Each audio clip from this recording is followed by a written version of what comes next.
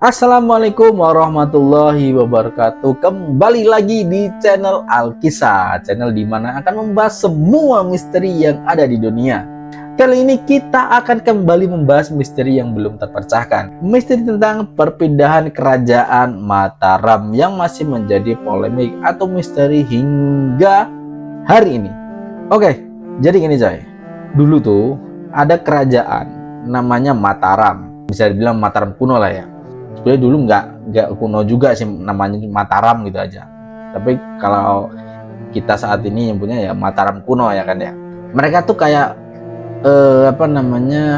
ya negara yang lagi naik daun gitu lah. Lagi naik daun kayak Cina gitu, naik daun ya kan.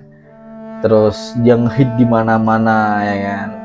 Ngehit di tempatnya, dikenal dengan di Asia dikenal dengan raja pedagang gitu kan saat ini ya. Nah, kerajaan Mataram kuno waktu itu juga dikenal dengan kerajaan yang sangat ngehits ya kan di Jawa Tengah khususnya ya, dari abad 8 sampai abad 10. Tapi tahu-tahu nih negara yang lagi naik daun, lagi semangat-semangatnya mengembangkan dirinya ya kan di kancah nasional maupun internasional, tiba-tiba boom mengadakan pindahan massal. Gak ada yang tahu loh ya. Mereka pindah besar-besaran ke Jawa Timur. Fun fact dulu nih, pindahan massal ini terjadi sekitar tahun 928 hingga 929. Bayangin tuh, 1 tahun perpindahan kerajaan tuh ya. Nah, adanya juga yang bikin kita sedikit terkaget-kaget ya. Itu nggak ada yang tahu pasti kenapa mereka pindah. Padahal waktu itu memang di Jawa Tengah nama mereka lagi gila-gila, lagi naik daun, lagi ngehit lah ya. Tiba-tiba rajanya memutuskan untuk pindah. Nggak ada yang tahu. Para ahli pun berusaha mati-matian untuk mencari misteri ini ya, untuk menemukan beberapa bukti memang kayak prasasti untuk mencari tahu kenapa sih pindah gitu kan ya. Mulai prasasti Pucangan ya. Nah, di prasasti itu yang nyebutin pindahan ke Jawa Timur salah satunya ya. Terus ada yang kedua yaitu candi-candi Jawa Tengah. Kerajaan ini baru aja ngebuat banyak candi di Jawa Tengah waktu itu. Lalu tiba-tiba setelah candi selesai dibuat, kerajaan ini tiba-tiba pindah ke Jawa Timur. Dan kenapa kok ini jadi salah satu bukti bahwa perpindahan kerajaan ini Jawa Tengah ke Jawa Timur?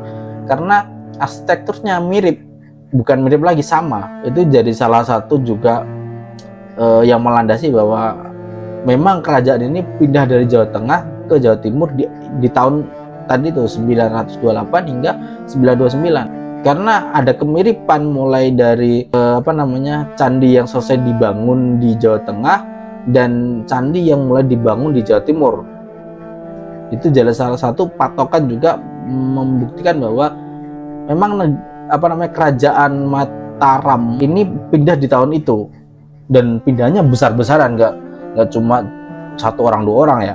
Lalu para peneliti juga menemukan beberapa teori tentang kenapa mereka pindah gitu kan.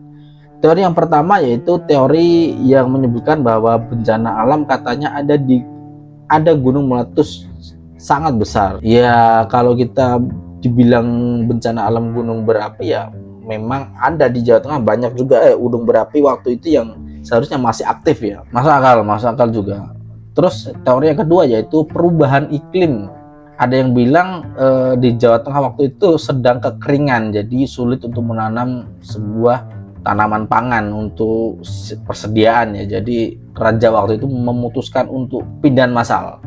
Kalau untuk teori yang masuk akal juga, karena memang kalau diteruskan di sana di tempat yang memang sedang kekeringan itu berat juga untuk sebuah kerajaan bertahan, survive untuk menghidupi rakyatnya ya.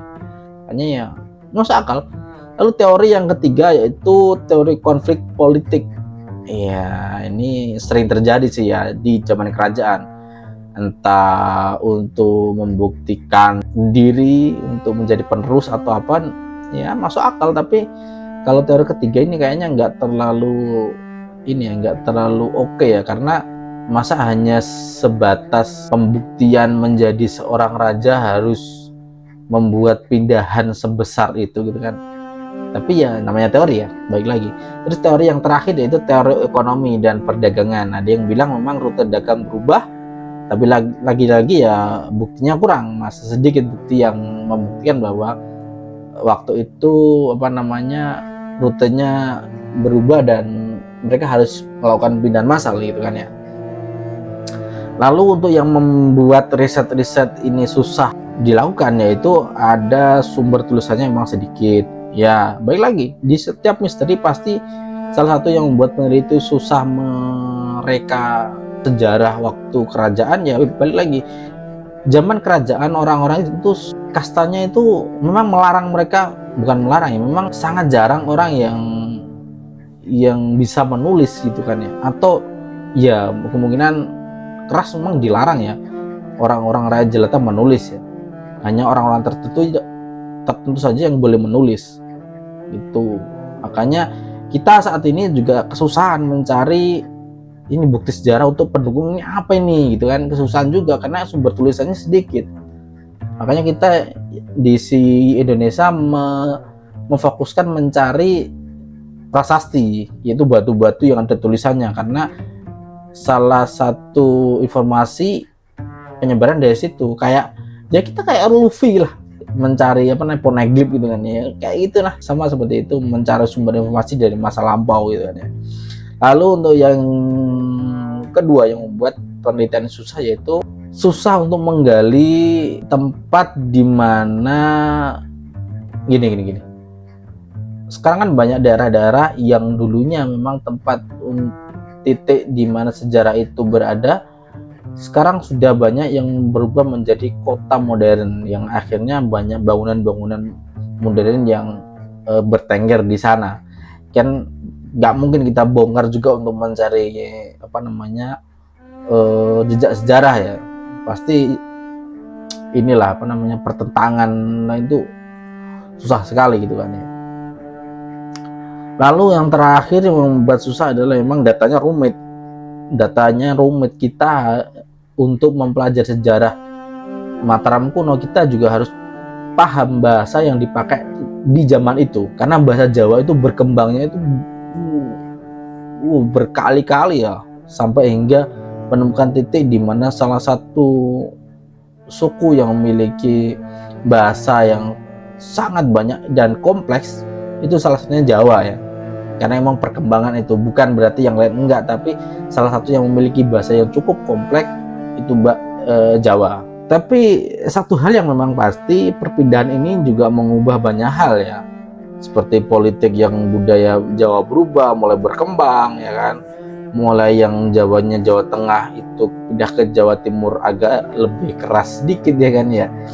Ada arsitektur dan seni jadi sedikit bergeser atau berubah.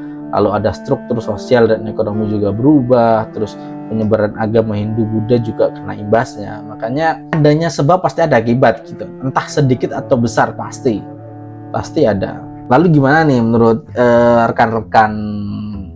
Lalu bagaimana nih menurut rekan-rekan pengisah? Kenapa Mataram kira-kira pindah ya? Mungkin teman-teman punya teori-teori yang lebih keren lagi ya. Jadi tolong kalau bisa tulis teori rekan-rekan pengisah ini di kolom komentar. Nanti Mimin baca. Kalau kita teori teman-teman sangat menarik, kayak menggugah adrenalin, kita akan coba membuatkan sebuah video untuk breakdown teori teman-teman ya. Oh ya, jangan lupa kalau teman-teman suka konten seperti ini, teman-teman jangan lupa like, komen, dan subscribe. Dan ingat, kalau teman-teman ingin mendapatkan informasi terupdate untuk kisah-kisah misteri selanjutnya, tombol loncengnya, oke? Itu saja dari admin Alkisah. Semoga ini menambah sedikit wawasan teman-teman dan membantu teman-teman memahami sejarah dulu seperti apa kita zaman dahulu kala. Oke, saya akhiri. Wassalamualaikum warahmatullahi wabarakatuh. Terima kasih dan sampai ketemu di video selanjutnya. See you next video. Bye bye.